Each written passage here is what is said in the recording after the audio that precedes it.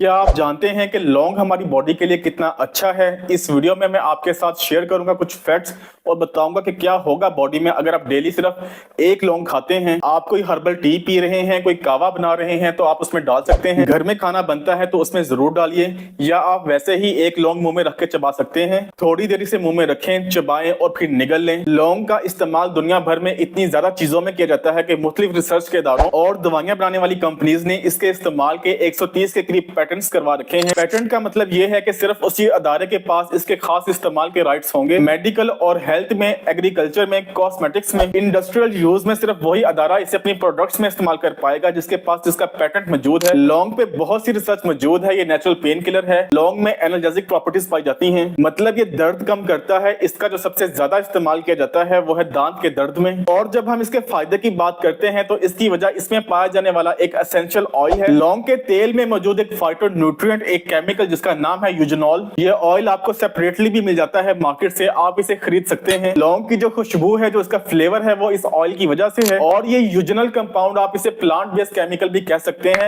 ये 70 से 80% तक इस तेल में पाया जाता है। और भी बहुत से फाइटोन्यूट्रिएंट्स पाए जाते हैं। एक बात जो मुझे अच्छी लगती है इन नेचुरल हर्ब्स और स्पाइसेस की, कि इनसे आपको नेचर की तरफ से एक पूरा पैकेज मिलता है। ये दवाइयों की तरह नहीं है कि हर दवाई में एक आइसोलेटेड कंपाउंड डाला जाता है। और बाय द वे 50% मेडिसिन भी प्लांट केमिकल से ही बनती हैं। दवाइयां बनाने वाली कंपनीज इन कंपाउंड्स को, इन केमिकल्स को पौधों से अलग करके इन्हें लैब में ले जाती हैं। इन्हें आइसोलेट किया जाता है और फिर लैब में सिंथेसाइज किया जाता है। सिंथेटिक तरीके से इन्हें बनाया जाता है मैस प्रोडक्शन के लिए, और फिर आखिर में पेटेंट फाइल कर दिया जाता है। अभी यहाँ लौंग की कुछ बेहतरीन खुसूसियात मैं आपके साथ शेयर करता हूँ। ये लौंग के पौधे की डिफेंस प्रॉपर्टीज हैं, पौधे की बका के दफाई तरीके हैं, डिफेंस मैकेनिज्म्स हैं जो इसने वक्त के साथ साथ अपना लिए हैं। सवाल ये पैदा होता है कि पौधे को किस चीज से खतरा है, इन्हें कुव्वत मुदाफियत की क्यों जरूरत है। देखें, पौधे को भी बैक्टीरिया, फंगस और वायरसेस के अटैक का खतरा होता है। ये जरासीम हवा से, गंदे पानी से और कीड़े मकोड़ों से पौधों में आते हैं, और फिर पौधे का इम्यून सिस्टम, इनका दफाई निजाम इनके अटैक को रोकता है। यही वजह है कि लौंग में antiviral, antibacterial, even anti fungal और एंटी पैरासिटिक प्रॉपर्टीज पाई जाती हैं। यही इसका सबसे बड़ा फायदा है और इसकी वजह से इसका इस्तेमाल फायदेमंद है। एंटी फंगल प्रॉपर्टीज की बात करें तो कुछ लोगों में कैंडिडा की ओवरग्रोथ होती है। बैक्टीरियल बायोफिल्म्स बॉडी में मौजूद होती हैं जो बाद में दांतों के प्लाक में तब्दील हो जाती हैं, या कोई गम इन्फेक्शन हो सकता है। तो लौंग का तेल या खुद लौंग को चबाना बहुत ज्यादा फायदेमंद है। कुछ लोग लौंग के तेल को सर पर भी इस्तेमाल करते हैं डैंड्रफ से निजात हासिल करने के लिए, और ये तेल बहुत अच्छा काम करता है। डैंड्रफ एक खास किस्म की फंगस मेलासीजिया की वजह से होती है, और कुछ स्टडीज में तो ये भी लिखा गया है कि ये लौंग का तेल, ये मेलासीजिया फंगस जो सर की जिल्द पे जहरीले मादे पैदा करती है,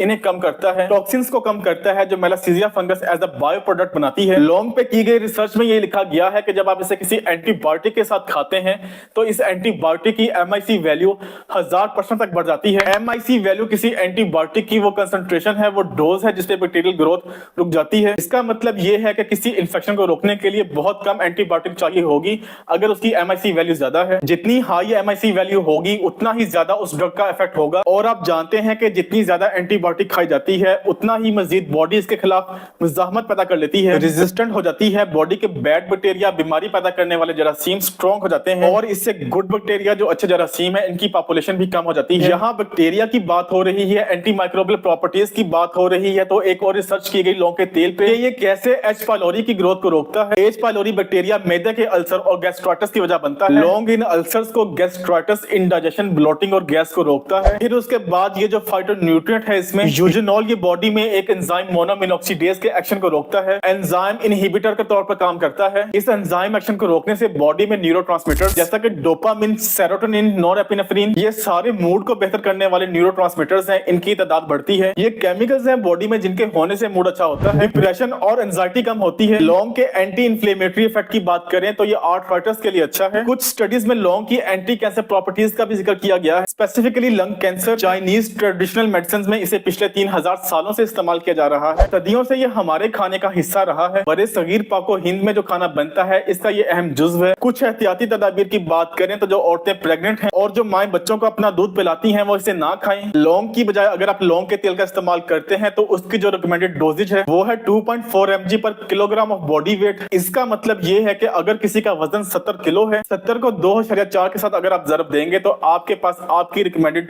डोजेज आ जाएगी। इससे ज्यादा इंटेक ना करें क्योंकि ओवरडोज के साइड इफेक्ट्स भी होते हैं। लीवर टॉक्सिसिटी की वजह बनता है। कुछ लोग एलर्जिक भी होते हैं, इससे खाने के बाद अगर आपको डिस्कम्फर्ट फील होता है, तो आप इसे मत खाइए। मैं उम्मीद करता हूं कि मेरी आज की वीडियो से आपको लौंग से रिलेटेड कुछ नई मालूमात जरूर मिली होंगी। अपना ख्याल रखें, आपसे मुलाकात होगी अगली वीडियो में। अल्लाह हाफिज।